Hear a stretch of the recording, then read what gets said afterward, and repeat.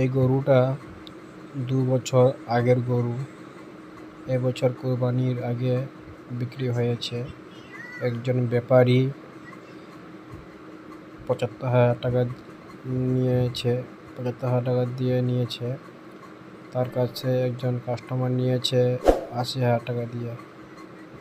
গরুটা দেশি গরু, দেশি, একবারে পিওর দেশি গরু, কোনো ফুড বা ভ্যাকসিন মারা না, পুরা লোকাল গরু, ঘরে পুরা পোষা। 5 বছর ধরে গরুটা পুষেছে।